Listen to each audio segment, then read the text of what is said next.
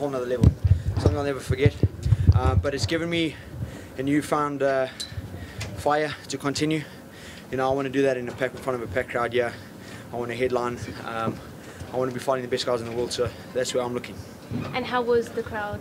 I mean, how did that motivate you? Obviously, it was a long fight for you. You know, you really got through that, mainly down to your cardio. But how was that, having the crowd behind you? Yeah, don't get it wrong. That last 30 seconds, I was burning. The body was on fire. But that crowd, you know, once you get that roar and that spirit behind you, you know, I felt unstoppable. I think I could have pushed another minute, but I wasn't going until he stopped. I actually think I put him out twice. And I think the ref was out a bit slow on it, but obviously not to his fault. Obviously he couldn't see, that was very quick. Then made a good call and stopped the fight. But yeah, just super excited and super stoked.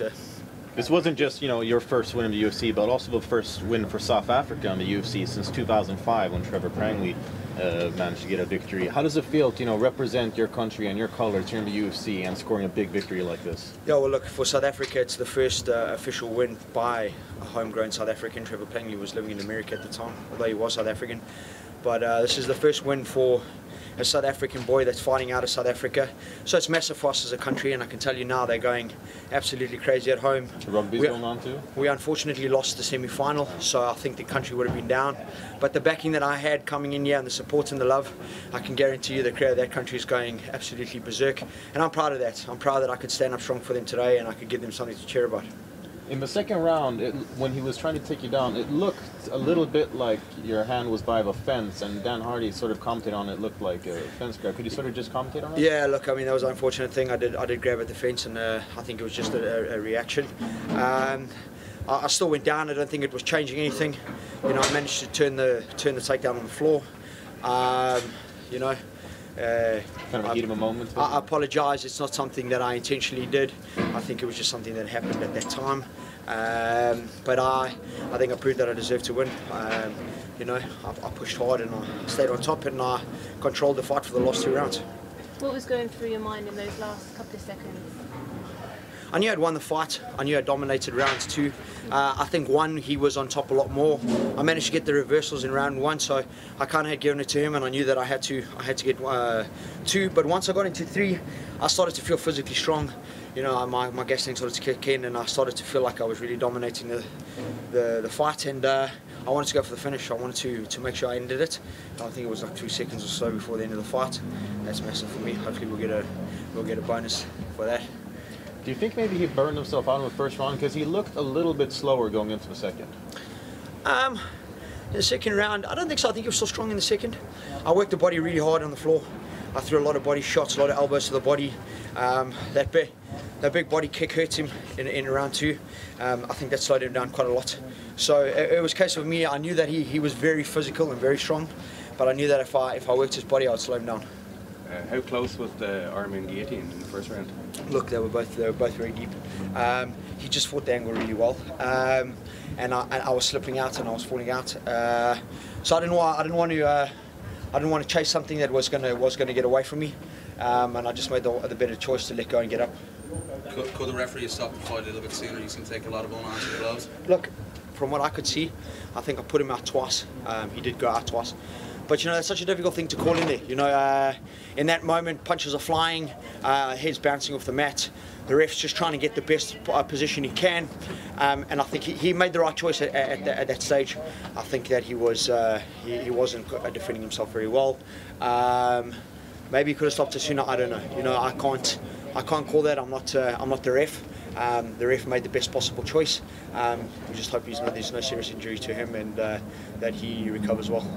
So when we spoke to you earlier in the week, you said that you know, you had a couple of holes to patch up from the last fight up until this. You know, a couple of things to fix. Do you feel like, you know, we got to see the 100% Gareth McAllen tonight? I think you saw. I think you saw the best that I had for now. I do think I'm better than that. I think something that people haven't seen is on my feet and I need to get my rhythm. It's something I'm working really hard to start a lot faster. But I know that once I'm comfortable on my feet, I'm extremely dangerous. A lot of people haven't seen me and that goes right down to UFC. You know, I haven't really had the opportunity. I know I'm really good on top. I know my ground game is good, and I can compete with these guys. I know that if I get on top, you know, he's a Brazilian black belt, and I managed to dominate from the top there. I'd like to show what I'm capable on the feet. I know I got knockout power. I know I got dangerous feet, and I just got to get the timing right, and I got to get comfortable. I was a lot better mentally. I think that showed tonight. I think I showed you the old Gareth and what Soldier Boy is, and who he is, and the type of spirit that he carries with him. And you know, it just continues to grow. The more confident I get in there, the bigger and louder he's going to get. You know, I always try to remain humble after fights. I try and keep within myself. You know, that's when this sport can catch you and really damage you. But tonight was good for me. You know, I think I gave the Irish fans something that they really wanted to see, and that was fire. And I came and I fought like I had nothing to lose. And you know, I got a great win for myself. Is there anyone that you want to fight next? Oh look, for now, I really want to go back and work on the things that I need to work on, and then we'll just, you know, we'll talk to the UFC. You know, I'd like to climb the ladder, and I'd like to go to the top. That's everybody's aspiration, but one fight at a time. You know, whatever Joe puts in front of me, that's what I'm going to have to take. That post-fight chant that you got the Irish to join in with, can you kind of explain the heritage of that? You said it's a bit of a tradition for you. Yeah, look, Soldier Boy is obviously the name that has done me so well in South Africa. It's built a massive brand for me in the country, and that's something that just came about in one of the fights, and it's just stuck with me. You know, it's the crowd love it back home, and you know, I got the same response from Dublin, Ireland, which is truly an honour to me, and it's. I'm extremely grateful and humble that they would honour me in that way, and yeah, you know, hopefully it sticks with them, and it creates some fans.